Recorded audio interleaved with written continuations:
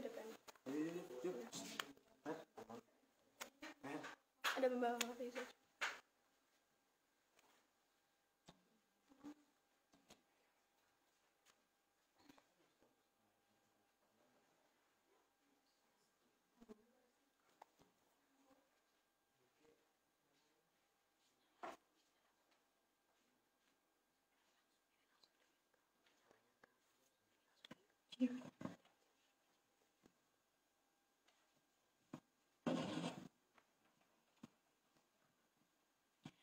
Assalamualaikum warahmatullahi wabarakatuh.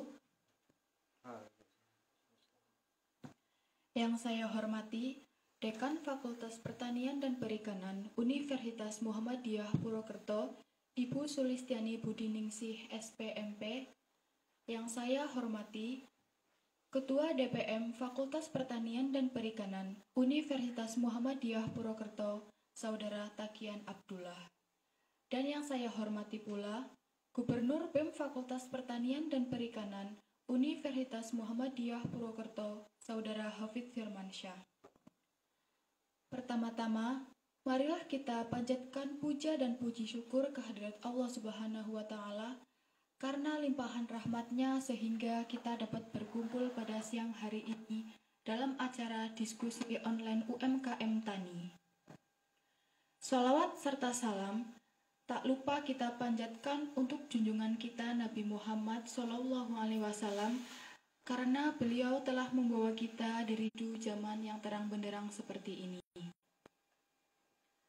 Perkenalkan, saya Fikri Rahmatika sebagai MC untuk membacakan susunan acara pada siang hari ini. Yang pertama, pembukaan. Yang kedua, pembacaan CV moderator. Yang ketiga, penyampaian materi dan diskusi interaktif. Yang keempat, kesimpulan. Dan yang terakhir, penutup.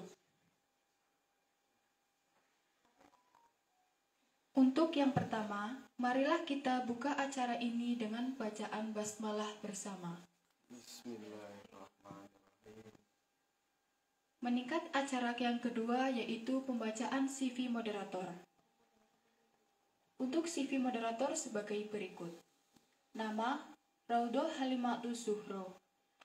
Riwayat pendidikan, SD Negeri Kerandun 1 Kota Tegal, SMP Negeri 2 Kota Tegal, SMA Binaul Ummah Kuningan, dan sedang menengah pendidikan di Universitas Muhammadiyah Purwokerto, Fakultas Pertanian dan Perikanan, Program Studi Agroteknologi.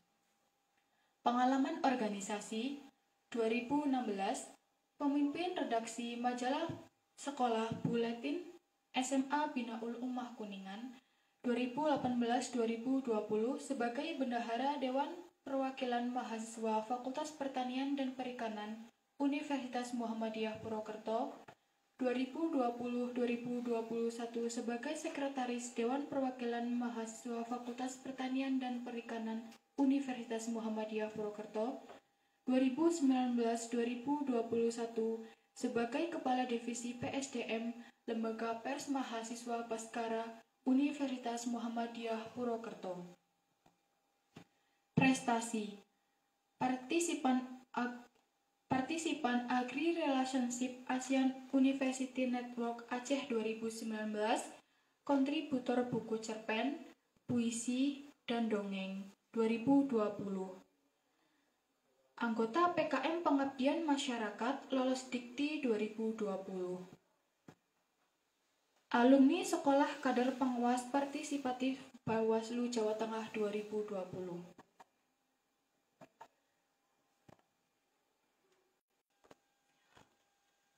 Tadi itu adalah CV dari moderator yang akan memandu acara diskusi online pada siang hari ini. Untuk selanjutnya, Saudari Raudhoh selaku moderator, waktu dan tempat dipersilahkan.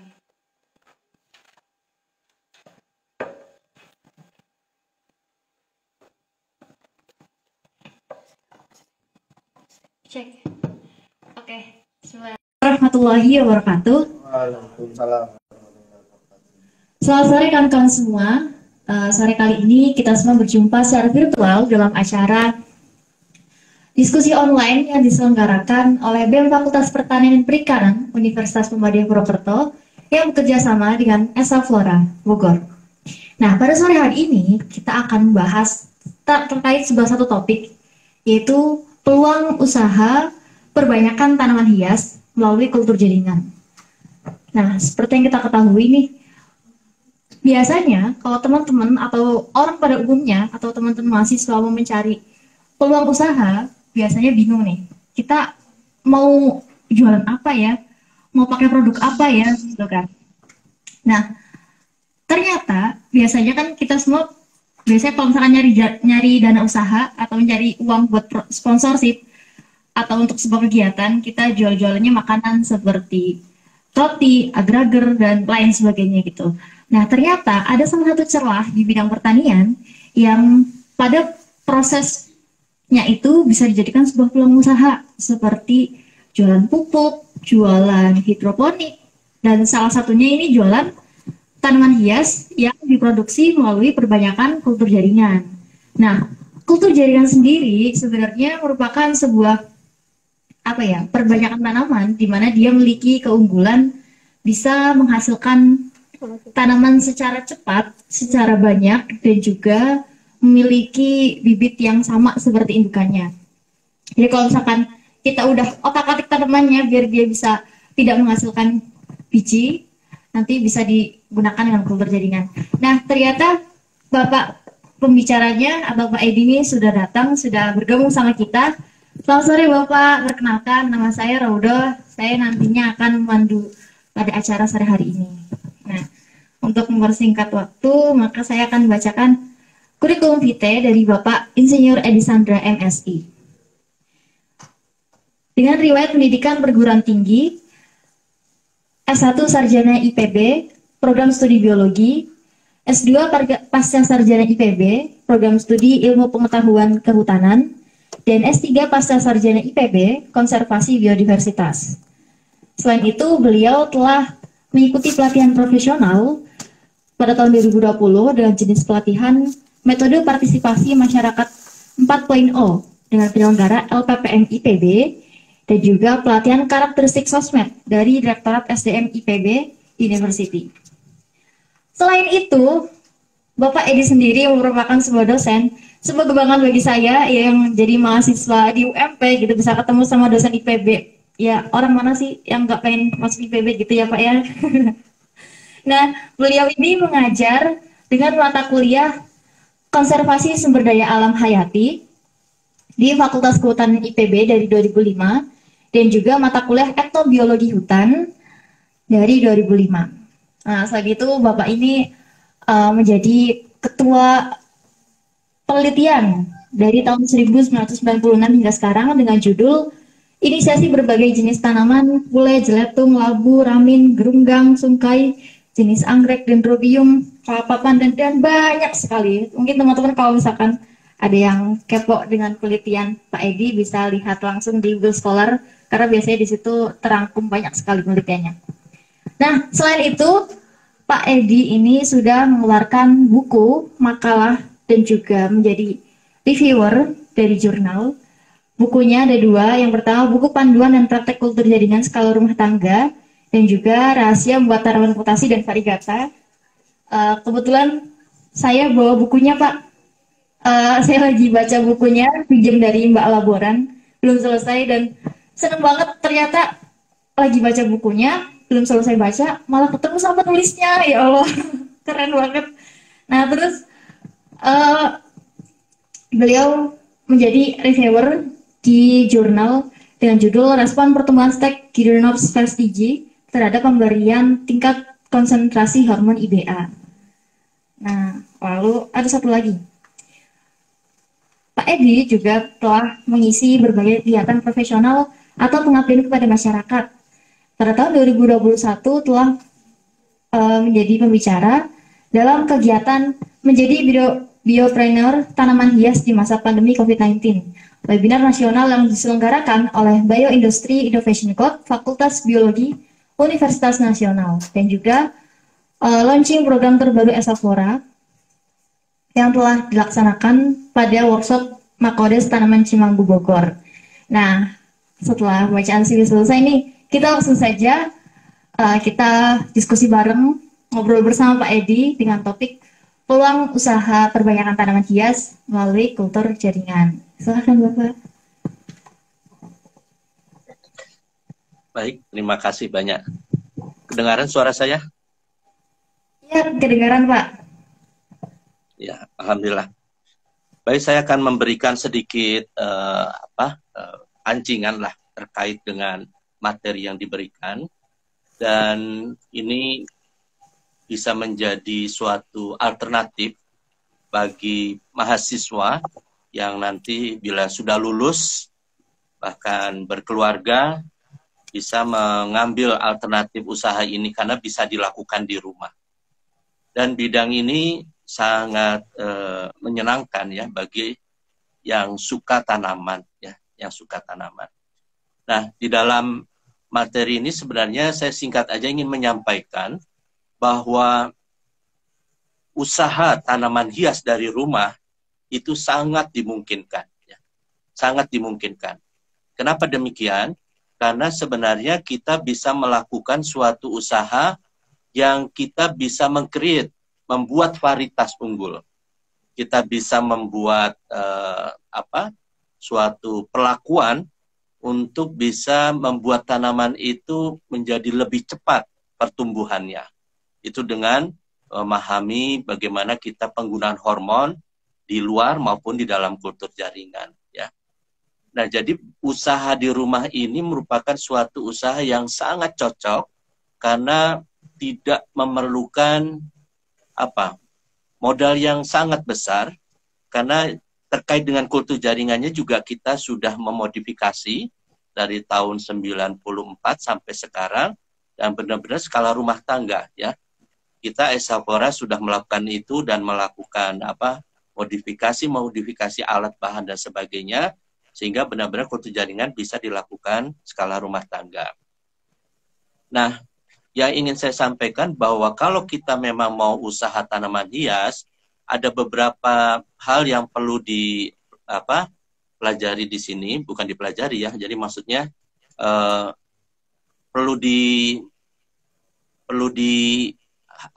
dimiliki oleh kita. Yang pertama bahwa ini harus merupakan sesuatu yang kita sukai ya, yang kita passion di situ. Karena kalau misalnya kita merasa terpaksa, maka tanaman itu juga bisa merasakan bahwa dia itu dirawatnya terpaksa dan hasilnya tidak optimal gitu ya. Tapi kalau kita dengan kasih sayang merawatnya dan benar-benar intensif, maka ada hubungan di sana. Hubungan antara kita dengan tanaman dan kita mampu merawatnya dengan baik.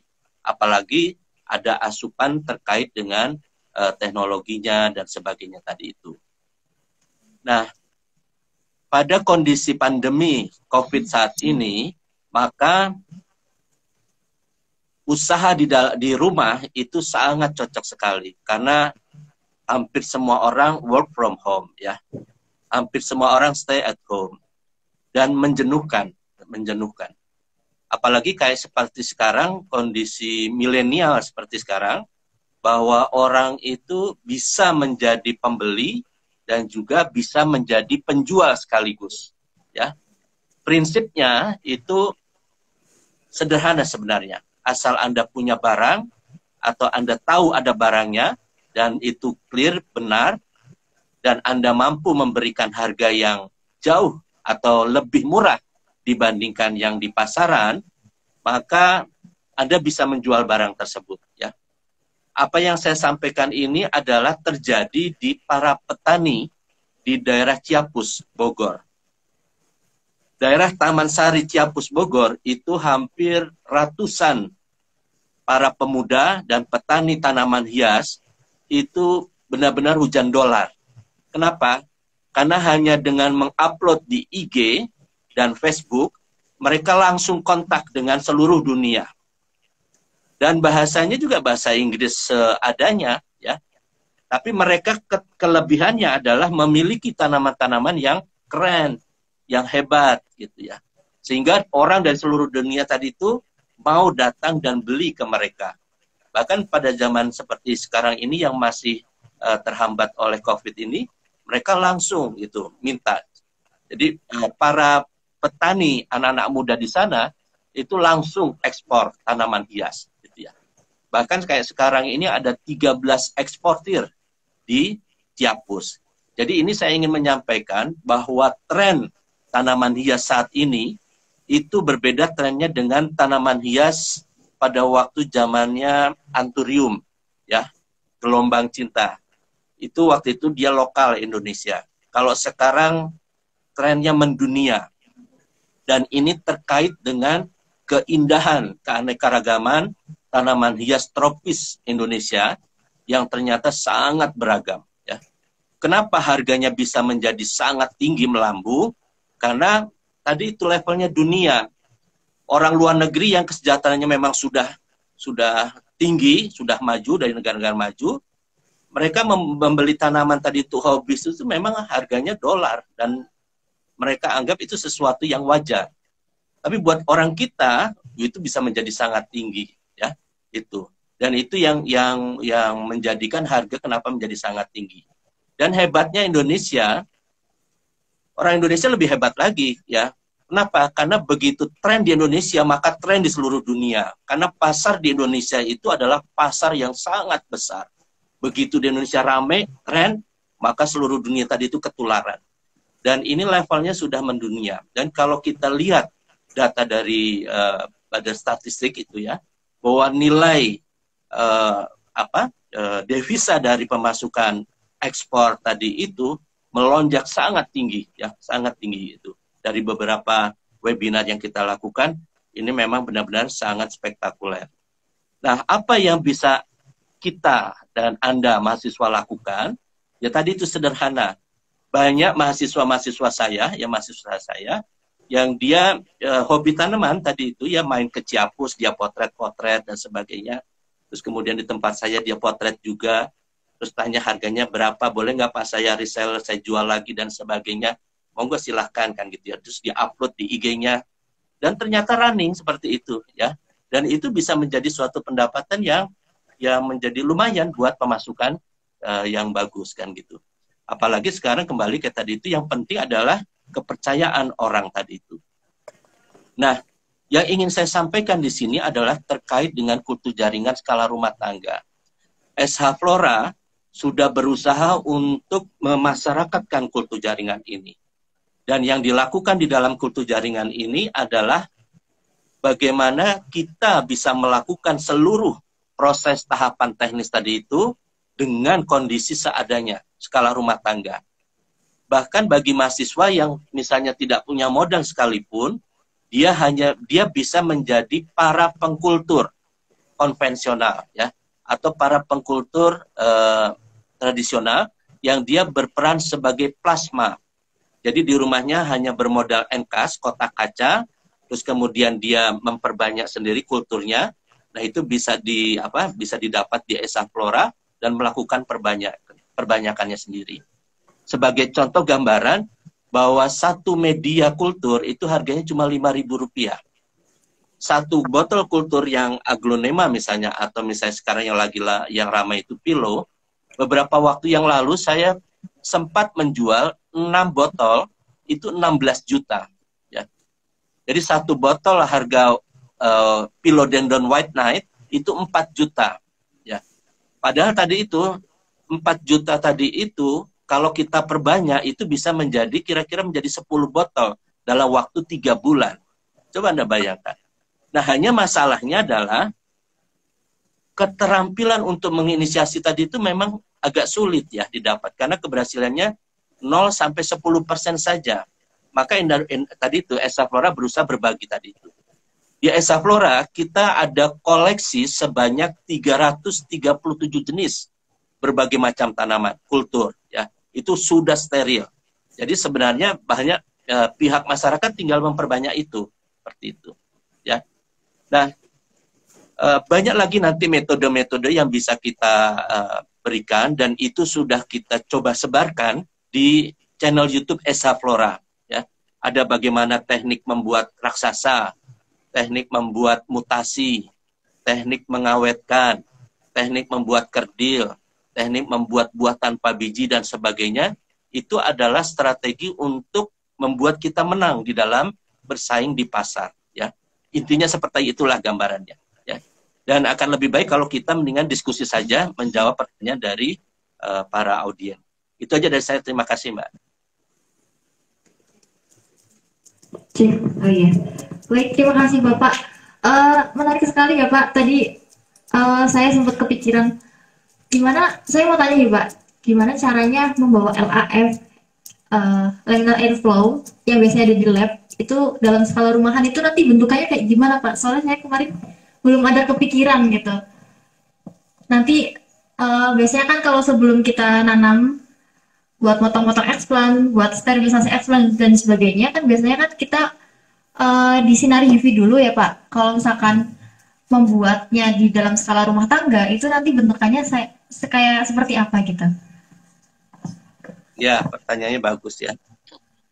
Jadi untuk mengganti laminar airflow tadi itu bisa kita menggunakan yang kita sebut namanya encast. Ya, encast itu adalah kotak yang bisa berupa kotak kaca, kotak akrilik atau apapun ya ininya. Yang penting dia adalah kedap dan kita bisa bekerja di dalamnya. Untuk mensterilkan di dalam encast, maka bisa kita lakukan dengan sterilisasi yang lain ya. Jadi tidak menggunakan UV. Kita bisa menggunakan dengan perlakuan manual dengan penyemprotan alkohol, kemudian dengan Biclean, dengan betadine dan sebagainya ya. Jadi kita tidak menggunakan api kalau di dalam encast. Nah, encast tadi itu prinsipnya tadi itu kedap ya, sehingga tidak ada udara luar yang masuk ke dalam encast, dan itu bisa kita pakai untuk menanam setelah dia steril tadi itu. Nah, bagaimana caranya tadi itu tahapannya ada ya. Dan prinsipnya adalah kita sedang membuat sekarang bagaimana kita bisa menanam hanya dengan menggunakan encast, tapi di kebun, coba ya, di taman, tidak harus di dalam lab. Jadi kita cukup membuat semacam kotak tadi itu, kotak kayak semacam kotak telepon kan gitu ya. Itu dengan plastik aja misalnya, box telepon tadi itu sudah sangat memadai ya. Karena sebenarnya kita hanya dengan menggunakan encast saja di kebun, asal dia kedap, tangan masuk ini tidak bocor, itu bisa dilaksanakan dengan baik. Dan itu kita sudah membina beberapa sekolah seperti SOU ya, itu sekolah School of Universe, itu juga melakukan itu dan mereka sudah running. Demikian juga dengan sekolah alam teknonatural kan gitu ya. Terus juga sekolah SMK Kehutanan Bogor, itu mereka sekarang prakteknya itu ekskul di Esa Flora ya. Dan di Esa Flora kita menerima seluruh mahasiswa Indonesia yang mau magang, yang mau penelitian dan sebagainya. Esa Flora terbuka untuk anak bangsa Indonesia. Itu. Silakan. Oke, baik Pak. Iya, udah kebayang encast ya, sudah kebayang. Lalu biasanya kan, saya mau tanya lagi ya Pak ya. Kalau biasanya kan di kultur jaringan itu dia banyak yang kontaminasi gitu. Nah, kalau misalkan di skala rumah tangga ini bagaimana caranya buat meminimalisir si kontaminasi yang bisa dari virus dan juga jamur. Terus saya tambahan lagi Pak, kalau misalkan dilalah ternyata apa ya, explant yang atau bahan tanam yang mau ditanam itu ternyata dia sudah terkena virus gitu.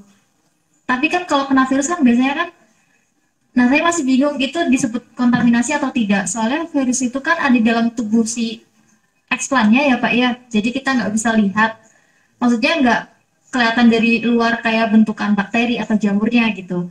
Nah nanti kalau misalkan si explant bervirus itu tumbuh, berarti nantinya kan planet bervirus ya Pak. Nah itu nanti keberlanjutannya bagaimana kalau menurut Bapak? Terima kasih. Ya. Baik ya, pertanyaannya bagus. Apa yang pertama jadi lupa? Oh ya, kontaminasi. Ya, baik. Betul sekali ya, itu adalah permasalahan utama di dalam laboratorium kultur jaringan skala rumah tangga. Awal mula kita melakukan tadi itu pelaksanaan kultur jaringan skala rumah tangga itu hampir 1 tahun lebih itu kontaminasi terus sampai di atas 60% kontaminasi, 60, 80 dan sebagainya. Tapi kita tidak putus asa ya, apalagi karena memang itu bidang saya, sehingga kita coba terus riset dan sebagainya sampai pada suatu kesimpulan bahwa, dan ini agak berbeda ya, agak berbeda dengan konsep kultur jaringan yang sebelumnya. Jadi yang saya rubah adalah bahwa kita harus menutup botol tadi itu dengan ketat, dengan kuat, dengan sehingga udara tidak bisa masuk, ya, udara tidak bisa masuk. Ini ada sedikit berbeda dengan konsep sebelumnya dalam kultur jaringan yang masih memberi peluang supaya udara masuk. Jadi sebagai contoh misalnya pada kultur jaringan anggrek, di tengahnya dikasih lubang kapas, ya, di lubang kapas. Maksudnya supaya udara bisa masuk tadi itu. Tapi ini menyebabkan kontaminasi. Kenapa? Karena kapas itu bahan organik. Ya kan? Jamur bisa menguraikan kapas, itu masalahnya. Sehingga justru akan menyebabkan kontaminasi. Nah, konsep yang sebelumnya tadi itu menyebabkan masuknya udara ke dalam botol dan membawa mikroba. Dan itu menyebabkan kontaminasi yang tidak berkesudahan. Terus kontaminasi dan sebagainya. Sehingga kemudian saya merubah tutup botol tadi itu benar-benar wajib keras. Sehingga udara tidak bisa masuk. Pertanyaannya adalah, dan banyak orang menanyakan, Pak Edi apa nggak mati tanamannya? Kan gitu ya. Ditutup keras seperti itu. Tidak ada udara yang masuk. Terus jawabannya apa? Dan itu sudah kita buktikan selama sampai puluhan tahun ini, ternyata kultur itu bisa hidup walaupun itu ditutup keras. Ya, ditutup rapat. Tidak ada oksigen masuk dan sebagainya. Lalu bagaimana bernapasnya? Ya sebenarnya sederhana ya. Karena di dalam botol tadi itu terjadi proses dua sekaligus, respirasi dan fotosintesis. Kalau tanamannya berklorofil dan mendapatkan sinar, dalam hal ini lampu. Ya. Sehingga sebenarnya kebutuhan antara oksigen dan CO2-nya itu mandiri. Sepanjang itu tidak timpang, ya maksudnya kalau untuk kultur yang sudah besar itu agak riskan ya. Jadi kebutuhan oksigen dan CO2-nya bisa jauh berbeda gitu. Nah itu seringkali tidak klop sehingga beberapa daun itu mati. Tapi untuk kultur yang kecil itu bisa tumbuh dengan baik sampai sekarang ya. Dan itu bisa menekan kontaminasi sampai di bawah 10% gitu. Walaupun skala rumah tangga. Itu yang pertama. Kedua, terkait dengan kontaminasi virus, kita bisa melakukan suatu metode yang kita sebut namanya dengan kultur meristem. Ya. Kultur meristem adalah suatu metode kultur jaringan yang kita ambil eksplannya itu adalah meristemnya. Meristemnya ini adalah suatu titik di mana di situ ada suatu sel yang bahasa ilmiahnya dia tidak pernah tua, selalu muda dan selalu membelah. Ya. Dan inilah sebenarnya yang membuat bahwa tumbuhan tadi itu tidak terbatas umurnya. Sepanjang kita bisa menjaga fisiologinya tetap muda. Gitu ya. Karena adanya titik meristem tadi itu. Nah, eksplan yang kita ambil dari titik meristem tadi itu tidak boleh lebih dari 0,5 mm. Ya, 0,5 mm. Dan kita harus menggunakan mikroskop. Itu kebetulan penelitian saya waktu S1 dulu adalah kultur meristem anggrek Laelio Cattleya Westenberger ya. Dan itu keren banget ya. Yang tadinya dia kena virus, jadi virus itu tidak melulu menyebabkan kematian, tapi dia menguras kualitas dari ekspresi gen. Jadi yang kalau kita nggak tahu ada virusnya dan itu sudah umum atau biasa di alam seperti itu, waktu itu Laelio Cattleya itu dia bunga putih, Cattleya bunga putih ya, kecil gitu ya. Tapi kemudian setelah dilakukan tadi itu kultur meristemnya dan ternyata berhasil, waktu itu dilanjutkan oleh pembimbing saya, dosen waktu itu. Saya hanya sampai ke ini saja, pertumbuhan kalus saja. Karena untuk tumbuh kalusnya saja sampai 6 bulan itu nunggunya itu ya. Dari 120 eksplan yang saya tanam, itu hanya 11 yang berhasil tidak kontaminan. Dari 11, 2 yang berhasil tumbuh. Dari 2, kemudian setelah saya lulus, itu penuh satu lab dengan kultur Cattleya tersebut. Dan begitu sudah diaklim, Masya Allah itu cantiknya yang namanya Cattleya itu, bunga putih besarnya sebesar piring gitu ya. Cantik sekali. Itu setelah virusnya tidak ada. Gitu kira-kira. Oke, baik. Terima kasih jawabannya, Bapak. Bapak, ini ternyata dari teman-teman audiens juga ada yang bertanya di kolom komentar. Jadi saya ikut membacakan pertanyaannya juga ya, Pak ya. Ini dari Silakan. ya, ini dari Mas Adin. Mas Adin ini bertanya, untuk tumbuhan berkayu dalam kultur jaringan, apakah bisa dilakukan dalam skala rumah tangga, Pak? Tumbuhan berkayu. Iya. Prinsipnya sama, ya, prinsipnya sama, karena sebenarnya yang berbeda itu hanya nanti komposisi dari media yang kita gunakan, ya. Kita bisa menggunakan media yang khusus untuk pohon, namanya wood plant media, atau kita juga bisa menggunakan media Murasic Ensco. Tapi yang kita buat dan kita modifikasi terkait dengan pertumbuhannya tadi itu adalah misalnya formula vitamin, asam amino, dan hormonnya.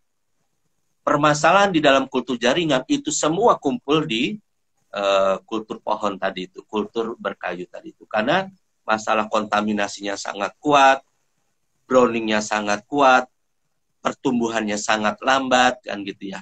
Sehingga benar-benar di situ diperlukan suatu keuletan, ketekunan untuk bisa melakukan riset awal terutama, ya. Dan kita sudah melakukan beberapa kultur jaringan pohon, ya, karena memang kebetulan saya orang kehutanan di konservasi. Kita sudah mengkulturkan pule, kita mengkulturkan jati, gerunggang, sungkai, ulin pernah sudah tumbuh ya, tapi saya mati lagi waktu itu. Jadi sebenarnya menarik sekali, ya, menarik sekali, dan harus ada orang yang menekuni ini karena kita punya jenis-jenis pohon unggul level dunia, ya, itu kira-kira. Oke, baik Bapak. Menyangkut jawaban yang tadi Bapak ajukan, ada browning ya Pak ya. Saya kebetulan juga sedang Saya kebetulan juga sedang skripsian ya Pak tentang kultur jaringan Endosperma carica. Dan ternyata eksplan saya tuh kebanyakan ada beberapa yang browning Pak. Mungkin dari 120 botol itu ada 5-6 botol dan semuanya. Jadi saya konsepnya dalam satu botol itu ada 5 eksplan dan itu ada beberapa yang browningnya tuh tapi sampai satu eksplannya Pak, sampai satu endospermanya. Kalau menurut Bapak gimana ya cara biar bisa minimalisir browning? Soalnya kan juga mempengaruhi pertumbuhan dari si eksplan tersebut ya Pak ya? Iya. Untuk menangani browning banyak cara yang bisa dilakukan, ya. Kalau misalnya kita masih bisa memilih bahan eksplan, maka kita gunakan bahan eksplan yang juvenil, yang muda, ya. Jangan yang tua. Karena yang tua dia mempunyai kemampuan untuk menghasilkan fenol, gitu. Jadi usahakan bahan eksplannya adalah bahan eksplan yang muda. Kedua, walaupun bahan eksplannya muda, tapi jangan berasal dari pohon tua. Karena kalau yang kita ambil eksplannya muda, tapi dia terimbas oleh indukannya pohon yang tua, maka di eksplan yang muda tadi itu juga ininya mengandung fenol yang tinggi. Berarti sebenarnya proses pembuangan fenol itu sangat penting, ya. Untuk membuang fenol tadi itu bisa dilakukan dengan misalnya air sirkulasi, ya. Jadi jangan banyak mahasiswa yang pakai air keran mengalir gitu. Kalau 1 jam coba Anda hitung berapa kubik itu air yang di ini ya untuk membuang fenol tadi itu. Jadi sebaiknya ditampung airnya sehingga bersirkulasi atau nanti setelah itu bisa dipakai yang lain. Jadi intinya harus dikeluarkan dulu fenolnya. Atau alternatif lain bisa menggunakan ozonizer. Ozonizer tadi itu juga membantu mengeluarkan fenol. Kemudian di dalam prosesnya, maka kita bisa menggunakan zat antioksidan. Ya. Zat antioksidan ini berguna untuk menghambat proses oksidasi dari fenol sehingga tidak membentuk quinol, ya, tidak membentuk zat yang berwarna coklat tadi itu. Nah, untuk antioksidan ini bisa menggunakan vitamin C. Kalau tanamannya keras, fenolnya, Anda bisa menggunakan cuka makan, ya, seperti itu. Kemudian yang berikutnya, diusahakan bahwa explant sedikit mungkin itu kontak dengan udara, ya, sehingga proses oksidasi menjadi berkurang. Setelah ditanam, media usahakan jangan menggunakan media yang komposisi medianya kompleks sehingga dia bermetabolisme tinggi. Kalau dia bermetabolisme tinggi, maka dia akan menghasilkan fenol. Jadi akan lebih baik kalau misalnya di tahap awal, apalagi pada saat inisiasi, bagusnya menggunakan media MS tanpa hormon, kan gitu, MS0. Sehingga dia pulih dulu. Sampai lukanya sembuh, maka fenolnya tidak akan keluar dan dia bisa akan tumbuh dengan baik. Selama proses penyembuhan tadi itu, maka sebaiknya kondisi lingkungan juga dibuat sedemikian rupa sehingga dia tenang, dia istirahat. Bagaimana? Suhunya diturunkan. Ya kira-kira 20 lah gitu ya. 23, 20. Kemudian sinarnya diredupkan. Bahkan ada yang memberi kondisi gelap selama seminggu untuk proses pemulihannya tadi itu. Itu kira-kira ya. Oke, baik Bapak. Kita lanjut ke pertanyaan teman-teman audiens ya Pak. Ada pertanyaan Silakan. dari Hafid. Dia bertanya, saya izin tanya ya Pak, kalau menurut Bapak, apakah dengan kultur jaringan dapat memperbaiki kualitas pada suatu tanaman? Ya. Pertanyaannya bagus sekali ya. Bagus sekali. Dan memang bahwa kultur jaringan ini sedemikian luas. Sedemikian luas. Banyak persepsi yang berkembang di masyarakat bahwa kultur jaringan hanya untuk perbanyakan saja. Ya, orangnya tahu itu. Bahwa kultur jaringan bisa memperbanyak tanaman sama persis dengan induknya. 100% seragam, 100% berkualitas dalam waktu yang relatif cepat dan singkat. Tapi pertanyaan berikutnya adalah, apa hanya itu saja? Tidak demikian. Ya. Tadi itu ternyata banyak sekali hal-hal yang bisa kita lakukan dengan menggunakan kultur jaringan. Banyak metode-metode yang bisa kita lakukan di dalam tadi itu, menggunakan fasilitas atau sarana kultur jaringan itu. Untuk pemuliaan, maka ada beberapa hal yang bisa kita lakukan.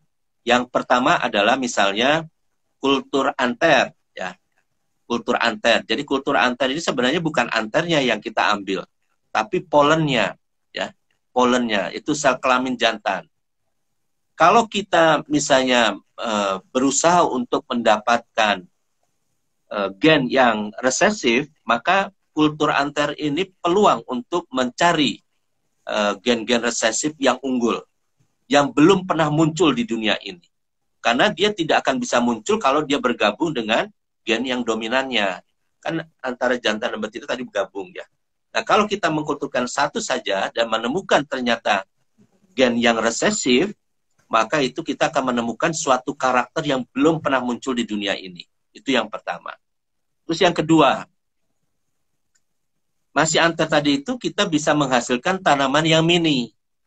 Karena dia separuh dari yang normalnya. Jadi dia, bibitnya yang dihasilkan adalah tanaman mini resesif unggul. Mini resesif unggul. Ya. Dan kalau kita ingin supaya tanaman mini resesif unggul tadi itu menjadi normal kembali, maka kita bisa memberikan suatu perlakuan pelipat gandaan kromosom dengan menggunakan kolkisin. Ya. Dengan berikan zat tadi itu, dia akan berlipat, maka dia akan menjadi homozigot. Ya, 2N, homozigot, tapi resesif unggul. Kita lipat ganda lagi menjadi 4N, homozigot, resesif unggul. Itu ya. Itu baru yang pertama. Kemudian yang berikutnya, kita bisa membuat buah tanpa biji. Dari mana kita bisa membuat buah tanpa biji? Banyak caranya. Salah satunya adalah dengan mengkulturkan kotiledonnya. Ya. Karena di kotiledon itu 3N, ada sel pendampingnya. Kalau itu yang kita kulturkan, maka kita akan mendapatkan buah tanpa biji. Tapi untuk mengkulturkan itu tadi, kotiledon tadi itu, karena tidak ada titik tumbuh, maka metodenya harus melalui metode embriosomatik. Ya. Nah, embriosomatik ini juga sesuatu yang keren sebenarnya. Jadi untuk para adik-adik yang misalnya banyak salah persepsi, bahwa kultur jaringan itu perbanyakan vegetatif atau generatif. Dua-duanya, ya. Kultur jaringan itu di atasnya. Kultur jaringan itu di atas dari perbanyakan vegetatif dan generatifnya tadi itu. Bukan hanya sekedar explant yang digunakan, oh kita menggunakan explant vegetatif, explant generatif, tidak hanya demikian. Tapi kultur jaringan merupakan suatu teknologi yang mampu menghasilkan bibit gabungan dari vegetatif dan generatif. Bagaimana kok bisa begitu Pak Edi? Ya itu tadi, banyak orang yang menyebutkan katanya tapi tidak sadar maksudnya. Embriosomatik adalah suatu karakter embrio yang bukan dari gabungan kelamin, sel kelamin jantan dan betina. Ya kan? Orang taunya tadi itu, yang namanya embrio adalah gabungan sel kelamin jantan dan betina. Tapi ternyata itu salah. Tidak hanya itu saja. Ternyata kita bisa membuat embrio hanya dari sel somatik. Dari sel ya, dan kita tumbuhkan. Ya, kita tumbuhkan. Sehingga dia tumbuh menjadi tanaman yang normal. Dia kualitasnya sama seperti embrio, berakar tunggang kalau dikotil. Tapi dia sama persis dengan induknya yang kita ambil vegetatifnya tadi itu. Dan masih banyak lagi kira-kira itu ya. Itu Mbak.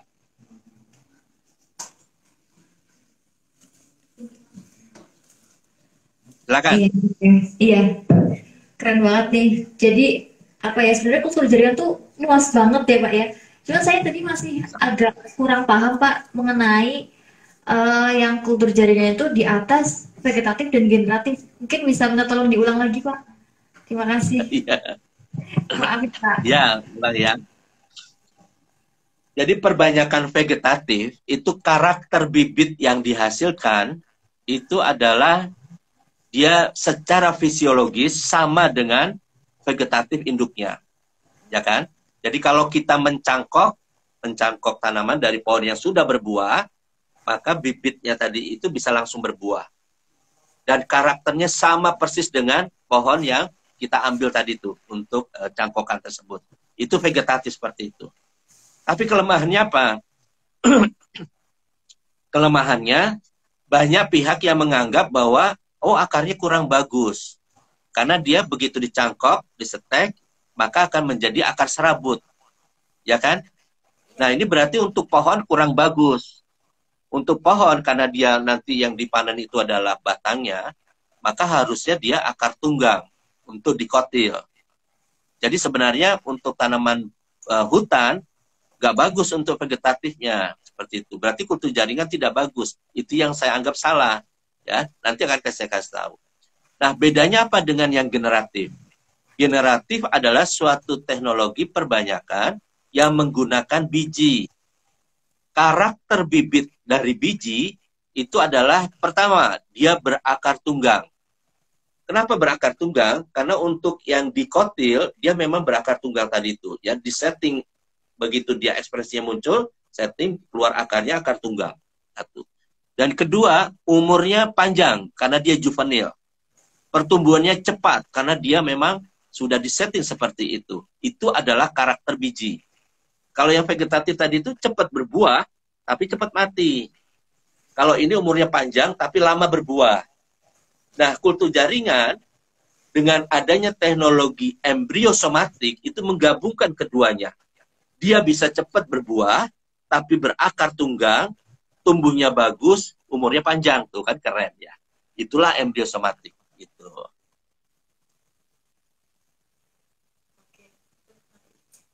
Iya, Oke, oke. silakan. Iya, sudah ada gambarannya Pak. Iya.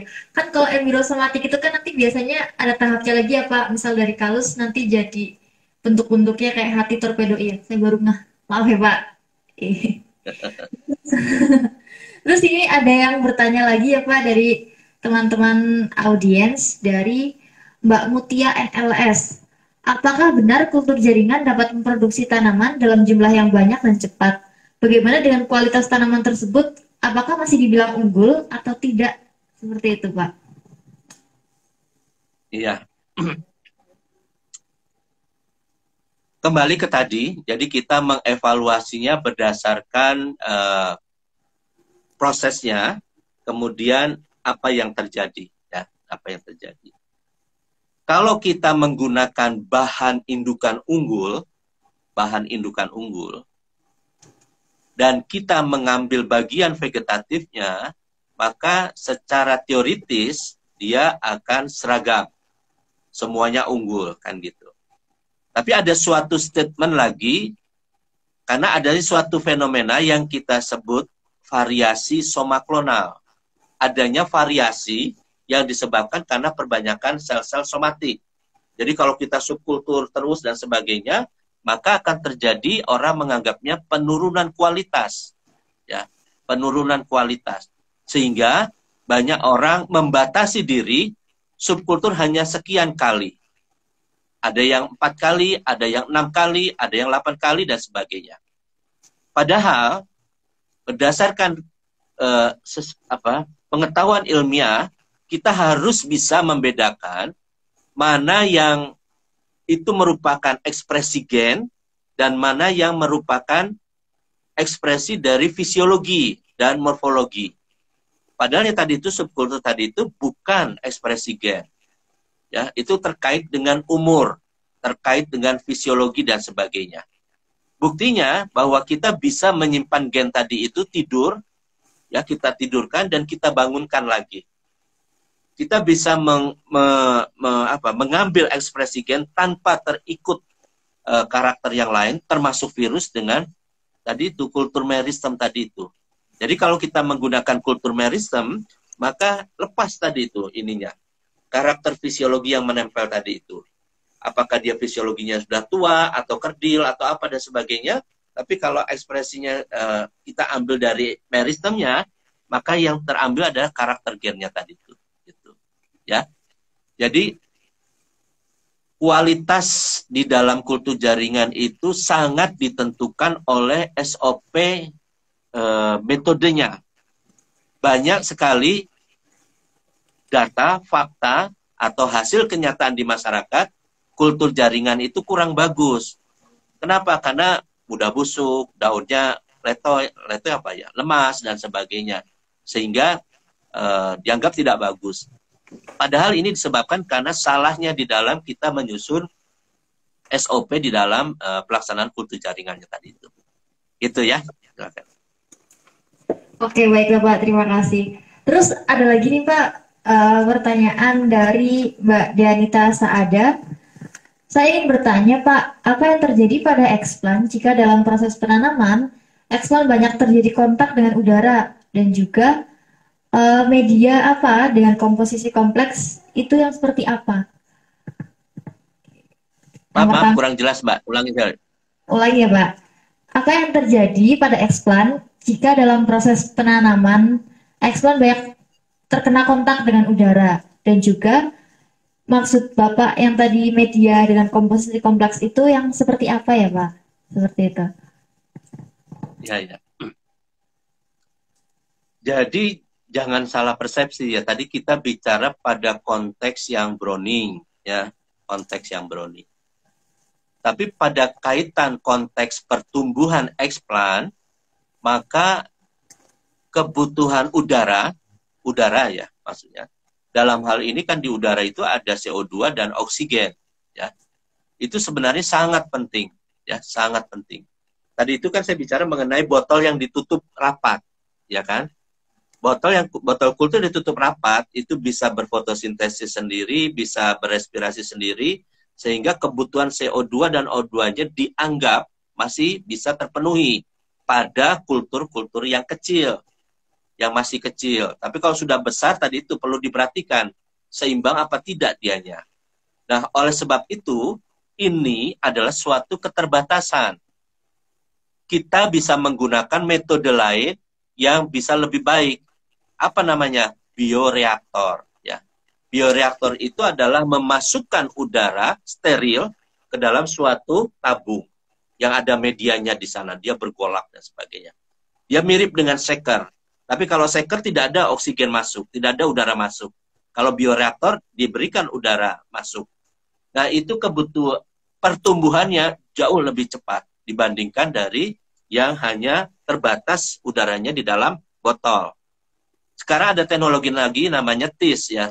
TIS itu temporary immersion system. Itu setara dengan bioreaktor.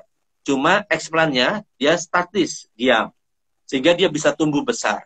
Kalau bioreaktor tadi kan dia bulak ya. Bulak itu apa? Teraduk-aduk gitu ya. Sehingga itu cocok untuk kalus atau embriosomatik. Kalau yang TIS tadi untuk membesarkan kultur tanaman gitu ya.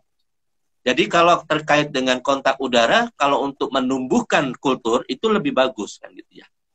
Kemudian terkait dengan komposisi media yang kompleks, itu adalah suatu komposisi di mana formula hormonnya tinggi, keragaman komposisinya tadi itu banyak, beragam, dan tinggi juga konsentrasinya. Hal ini menyebabkan si kultur tadi itu bermetabolisme tinggi. Apalagi lingkungannya disetting juga misalnya sinarnya tadi tinggi, ya intensitasnya, terus suhunya hangat. Maka tumbuhnya si kultur itu jauh lebih cepat. Pada kondisi yang tadi itu yang fenol, maka itu akan menghasilkan fenol banyak dan itu merugikan kita. Jadi fenolnya dulu kita antisipasi dengan cara apa? Mengurangi, menyembuhkan luka, begitu sudah tertutup, baru kita pacu pertumbuhannya. Itu kira-kira ya. Iya, oke. Terima kasih, Bapak. Bapak, ternyata ada salah satu teman saya, namanya Takian, tapi kayaknya baru join, jadi tadi belum dengar yang Esa Flora. Mas Takian ini tanya, di Esa Flora sendiri apakah hanya mengkultur tanaman hias, Pak? Seperti itu. Ya. Tidak ya. Jadi, tadi sudah saya sampaikan, kita di Esa Flora, awalnya saya adalah dosen Fakultas Kehutanan, ya, Fakultas Kehutanan, bidangnya di Departemen Konservasi Sumber Daya Hutan dan Ekowisata, lingkungan, ya, dan di Divisi Bioprospeksi dan Konservasi Keanekaragaman Tumbuhan.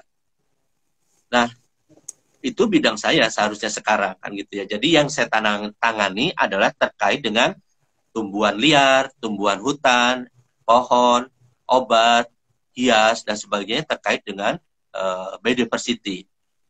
Kemudian kita mengadakan pelatihan dalam rangka untuk menyebarkan teknologi kultur jaringan ini. Tapi pada saat kita mengadakan pelatihan, banyak orang minta, Pak kultur pisang, Pak kultur anggrek, Pak kultur jati, Pak kultur macam-macam ya. Dan itu tidak bisa dilakukan karena bukan tupoksi dari kehutanan, kan gitu. Maka kita berada keluar ya, kita buat di Esa Flora itu di rumah kita. Tujuannya apa? Tujuannya ingin memberikan contoh kepada masyarakat. Ini loh, skala rumah tangga itu juga bisa kultur jaringan dengan kondisi seadanya, apa adanya, itu kultur jaringan juga bisa running. Bahkan dengan metode-metode yang keren tadi itu juga bisa dilaksanakan. Saat ini sedang ada penelitian mahasiswa itu sekarang ada 12 orang mahasiswa. Dari Jogja ada 1 orang, dari Sumbawa ada 10 orang, terus dari UIN Bandung 1 orang, dan itu tiap semester bergantian. Ya. Kebetulan yang sekarang ini skripsi saya arahkan itu ke mutasi variegata semuanya. Untuk membantu para petani kita, para pelaku tanaman hias kita, agar variasi-variasi jenis unggulnya, khususnya tanaman hias, bisa terus tereksplor. Dan kita bisa menjadi tuan rumah dari tren yang sedang mendunia saat ini. Seperti itu. Ya, itu kira-kira. Iya, Bapak. Kebetulan salah satu mahasiswa yang sedang Bapak ampu itu yang dari Sumbawa, itu salah satunya teman saya, Pak, yang Anissa Nurusyifa. Gitu. Iya. Masya Allah. Kenal juga ya? Teman SMA, Pak. Oh iya, Masya Allah. Iya, kita lanjut lagi ya Pak ke pertanyaan selanjutnya. Silakan.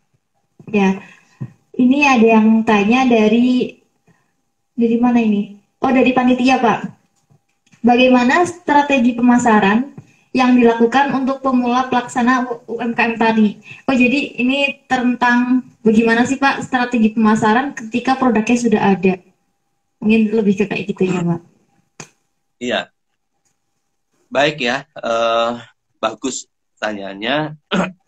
Dan saran saya, kalau yang nanya ini apa generasi milenial sebenarnya bukan menjadi masalah ya. Karena generasi milenial itu sudah sedemikian familiar dengan internet, dengan sosmed dan sebagainya. Tinggal lebih fokus untuk memperkuat tim digital marketingnya. Ya. Kenapa saya sebut dengan tim? Karena ini bisa sedemikian sangat luas dan dalam. Dan itu bisa menghasilkan miliar, coba bayangkan ya. Ini yang ngomong orang profesional gitu. Kalau tadi sebagai awal, ya kita harus tadi itu mengelola sosmed kita dengan baik terkait dengan usaha yang kita rintis tadi itu. Dan itu harus intensif dan continue. Ya, intensif dan continue terus. Kita kembangkan terus seperti itu. Baik kontennya, mengenai jenisnya apa yang mau kita buat, dan sebagainya.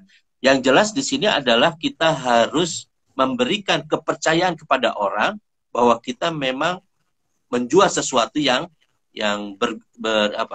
berkualitas, terus bagus dan dapat dipercaya.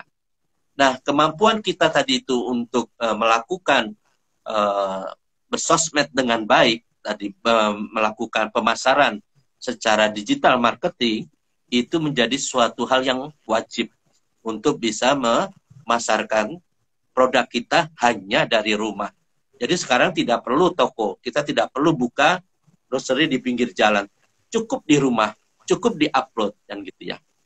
Ada petani di Ciapus tadi itu yang saya bilang, dia hebat sekali. Kenapa hebatnya? Hebatnya adalah setiap hari dia mampu mengupload berbagai macam jenis tanaman yang baru. Itu hebatnya dia. Sehingga pemasukan dia tadi itu ada aja tiap hari. Jadi kalau Anda tahu dia punya ini halaman rumah itu paling cuma 3 kali 7 meter persegi, 3 kali 7. Tapi hasilnya puluhan juta gitu ya. Coba bayangkan itu, puluhan juta. Dan dia kemampuan untuk memperbanyak tanamannya udah hebat sekali. Jadi bisa potong permata gitu. Gitu ya. Jadi beli yang mahal dipotong gitu. Dan tadi itu walaupun misalnya masih segar ya. Jadi masih potongan itu sudah dia dalam tanda kutip apa istilahnya bahasa Jawa iming-iming gitu ya. Di-upload itu nih saya punya nih fresh cutting kan gitu nih siapa yang mau beli kan gitu di harganya naik dikit kan gitu ya. Orang kan jadi semangat untuk beli. Mau dong saya kan gitu. Jadi banyak sekarang itu yang istilahnya masih baru dibelah sudah laku itu banyak seperti itu. Jadi prinsipnya bagaimana kita memasarkan tadi secara intensif di dalam sosmed tadi itu sangat penting gitu ya. Itu kira-kira. Iya, oke. Termasuk kalau di Esa Flora itu berarti di YouTube-nya ya Pak ya? Yang tadi Bapak bilang juga. Ya.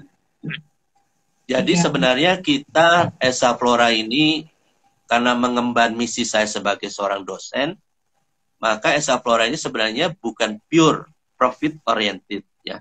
Ini adalah semacam lembaga atau yayasan yang bagaimana kita mengabdikan, memasyarakatkan bioteknologi ini bisa dilaksanakan oleh masyarakat luas. Nah, itu yang kita usahakan ya, sambil berusaha supaya Esa Flora ini tetap hidup, maka kita harus profesional tadi itu untuk bisa membiayai dan melaksanakan operasional lab-nya tadi itu. Kalau Anda lihat perusahaan-perusahaan besar kultur jaringan, itu mereka juga sedemikian apa ya istilahnya, tergopoh-gopoh gitu ya untuk bisa membiayai operasional lab-nya. Jadi kita harus kreatif dan inovatif. Di Esa Flora itu banyak produk, banyak jenis, banyak jasa yang kita tawarkan ke masyarakat dan itu menjadi pemasukan. Dan kemudian juga Esa Flora alhamdulillah ya walaupun ya ini kita terbuka saja dari segi cash flow ya, dari segi cash flow keuangan sebenarnya masih negatif Esa Flora ya, negatif. Tapi dari segi fungsional alhamdulillah sampai sekarang dari tahun 94 kita masih bisa running. Dan mahasiswa yang praktek, penelitian dan sebagainya Kayak yang sekarang alhamdulillah kita bisa beri gratis mereka untuk penelitian, dan itu juga bisa running kan gitu ya. Harapannya seperti itu sebenarnya. Itu kira-kira. Oke, baik Bapak. Bapak, saya tadi sempat kepikiran, kalau boleh tahu Bapak pernah praktekkan ini nggak Pak, kultur rambut pada sebuah tanaman? Rambut. Iya, kultur rambut akar. Jadi dari kalus, terus nanti direndam dengan bakteri apa ya, saya lupa. Oh Sampai, ya. terus nanti biar bisa menghasilkan metabolit sekunder yang banyak gitu.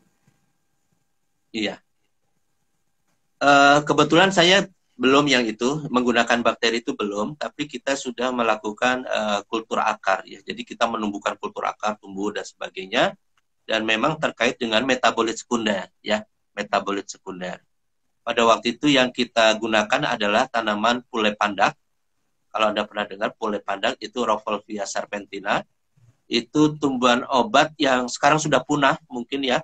Sudah sangat sulit. Paling hanya ada di kolektor dan juga di para nursery tumbuhan obat. Mereka hanya punya 1-2 saja. Itu hanya ada di IPB dan di Esa Flora. Ya. Kita di Esa Flora sudah ada koleksinya. Itu sudah kita, jadi yang dikultur itu sudah umurnya 20 tahun lebih itu di dalam botol. Itu. Dan kita risetnya sudah dari A sampai Z. Termasuk tadi itu yang Anda sampaikan terkait dengan penelitian metabolit sekundernya. Jadi kita bisa menghasilkan kultur yang bisa mengandung bahan obat langsung dari dalam botol. Ya, itu sudah kita riset juga. Kemudian untuk penggunaan yang tradisionalnya, kita menumbuhkan akarnya tadi itu, karena yang dipakai adalah akarnya, kemudian kita buat dia menjadi besar biomasanya, kemudian itu kita panen. Jadi kayak model kayak rempeyek gitu ya. Nah itu jadi kita keringkan, itu tinggal digunting kalau misalnya ada penggunanya tadi itu, terus diseduh dengan air teh, terus diminum gitu ya. Itu bagus sekali. Tumbuhan obat satu-satunya yang mengandung khasiat yang kontra. Yang pertama dia mengandung 3 bahan anti hipertensi. Atmalin, relserpin, serpentin, ya. Anti hipertensi. Satu lagi dia mengandung obat aprodisiak, meningkatkan gairah seksual, ya. Di satu sisi meningkatkan gairah seksual, di sisi lain dia menurunkan tekanan darah, ya. Itu. Ini kan 2 hal yang kontra gitu. Itulah hebatnya, ya. Jadi ini sangat penting untuk tumbuhan obat bapak-bapak yang sudah 5 tahun ke atas, 50 tahun ke atas ya, supaya harmonis rumah tangganya. Oke, keren ya Pak ya. Saya kepikiran pengen kayak gitu tapi belum kesampaian, nantilah. Barangkali bisa ke Esa Flora, bisa lihat. Tapi tadi kok bisa sih Pak? Jadi si tanaman yang tadi Bapak bicarakan itu di dalam botol kulturnya 20 tahun apa enggak ini Pak? Enggak diaklimatisasi? Iya, makanya tadi itu jadi saya memasyarakatkan istilah namanya konservasi in vitro, ya. Jadi di kehutanan sebenarnya ada 2, konservasi ex situ dan konservasi in situ, di dalam kawasan dan di luar kawasan. Nah, saya menyampaikan lagi di sini adalah memasyarakatkan konservasi in vitro. Jadi konservasi sebenarnya ada 4 bidang. Perlindungan, ya, perlindungan ekosistem, pelestarian jenis, pengawetan genetik, dan yang keempat adalah pemanfaatannya. Nah, untuk ini, maka supaya bisa tadi itu, yang 3 ini terutama, itu kita mengoleksi plasma nutfah hidup di dalam botol. Gitu. Dan itu bisa kita tidurkan. Jadi konservasi in vitro itu menggunakan metode pertumbuhan minimal. Ada 2 sebenarnya, ada kriopreservasi, dia statis, diam, ya, terawetkan. Tapi kalau yang ini dia tidur. Seluruh proses metabolismenya kita turunkan, rendahkan, dia tidur. Dan itu bisa umur tahunan gitu ya. Tahunan. Nah, di Esa Flora kita melakukan itu. Makanya kita ada 337 jenis. Nah, pertanyaannya tadi itu adalah, kok bisa Pak Edi? Ya bisa, karena sebenarnya gennya tetap terawetkan. Walaupun dia tua, makanya untuk memisahkan antara tua dengan karakter gennya, bagaimana? Itu tadi yang saya bilang, yang kita ambil adalah meristemnya. dan kita buat supaya dia juvenil kembali, muda kembali. Jadi di dalam kultur jaringan itu kita bisa membuat dia muda dan kita bisa membuat dia lebih cepat dewasa. Itu kerennya ya kultur jaringan. Keren banget, saya makin apa ya, makin heran-heran soalnya banyak banget perihal yang belum saya tahu gitu ya Pak. Bapak, ini ternyata ada pertanyaan lagi dari teman-teman. Ini tanya tentang UMKM tani Pak. Dalam menjalankan atau memulai sebuah UMKM di bidang pertanian gitu, gimana sih cara biar bisa mendapatkan perizinan dalam memulai si UMKM-nya itu, Pak? Ya, jadi gini ya, kalau Anda dan teman-teman mau merintis usaha tadi itu, ada beberapa alternatif cara jalan ya. Kayak saya bilang banyak jalan menuju Roma. Tapi yang terpenting saran saya, kita jangan tergantung kepada pihak lain. Kita harus bisa mandiri ya. Kalau kita sudah banyak tergantung pada pihak lain, maka pasti akan lambat dan gagal. Gitu, ya. Kenapa saya ngomong demikian? Jadi maksud saya begini, kita jangan berusaha mencari pinjaman. Kita jangan berusaha mencari dana bantuan. Jangan, lupakan itu. Kita harus struggle. Kita harus mulai dari nol. Kita harus melangkah setahap demi setahap. Rasakan ya bagaimana tadi itu, ya bagaimana nikmatnya sengsara tadi itu, merintis dan sebagainya. Itu membuat Anda menjadi tegar dan kuat. Tapi kalau kita tadi itu mengandalkan bantuan misalnya dari manapun, itu memperlemah usaha kita dan membuat kita menjadi tidak struggle. Itu yang pertama. Yang kedua, kembali seperti tadi itu, bahwa kita harus memilih dan memilah mana yang sesuai dengan yang kita inginkan. Yang pertama terkait dengan passionnya, dengan rasa cintanya. Kita sukanya apa terkait dengan UMKM tadi itu, untuk entrepreneur petani tadi itu. Apakah sekarang kayak misalnya sekarang saya sedang membimbing mahasiswa terkait dengan orchidarium, menggabungkan produk tanaman anggrek, aquascape dengan ikan ya. Ini sebenarnya adalah komunitas yang berbeda tadi itu, anggrek, aquascape dan ikan. Itu adalah UMKM yang sangat ngetren sekarang ya.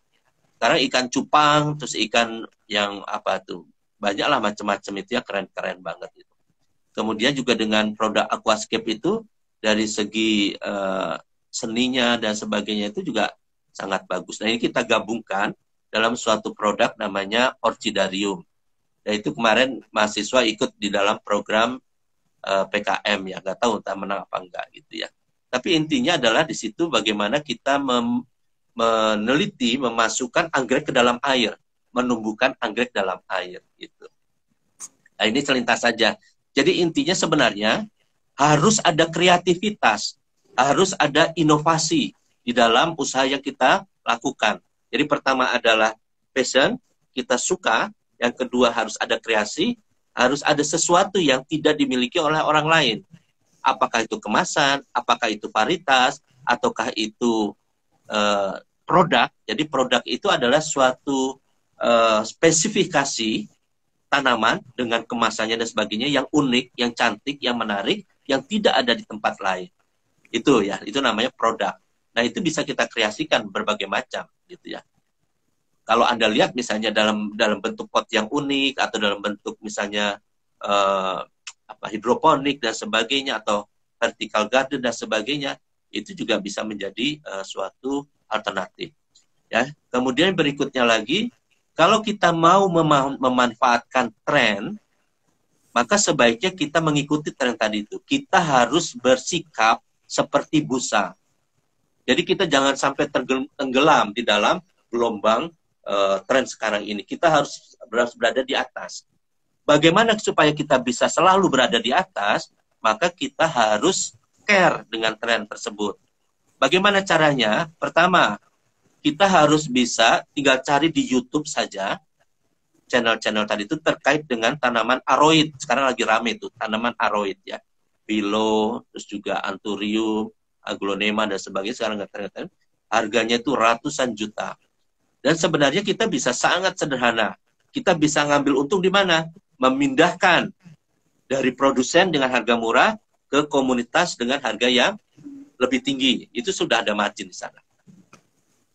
Kedua, kita membeli bibit, ya, bibit itu berarti ukuran kecil, dari tanaman yang komersial tinggi. Kemudian kita rawat. Nah, di dalam perawatannya kita menggunakan teknologi tadi itu. Pakai hormon, makanannya yang bergizi, perawatannya intensif, sehingga tumbuhnya 2 kali lebih cepat, bahkan lebih. Dan dia lebih sehat. Ya gitu. Jadi dalam waktu tertentu, harganya tadi itu Anda bayangkan saja. Tanaman sekarang itu ada satu daun yang harganya, satu daunnya, ya, itu sampai 40 juta.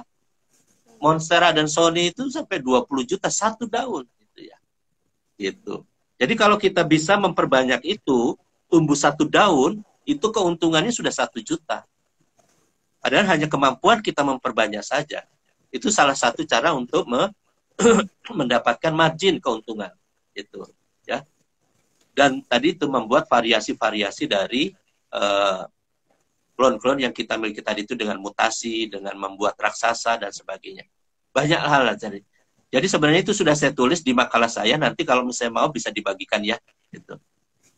Oke, silakan. Oke, Bapak. Terima kasih banyak.